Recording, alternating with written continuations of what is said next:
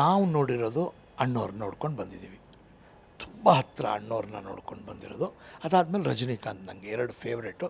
ಅದು ಬಿಟ್ಟರೆ ಅಪ್ಪು ಅವರು ಒಳ್ಳೆತನ, ಜನಗಳ ಹತ್ರ ಮಾತಾಡೋದು, ಭಾಷೆ, ಅಭಿಮಾನ ಎಲ್ಲ ಆ ರೇಂಜಿಗೆ ಸೇರ್ತಾರೆ ಅಂತ ಅಂದ್ಕೊಂಡಿದ್ದೆ.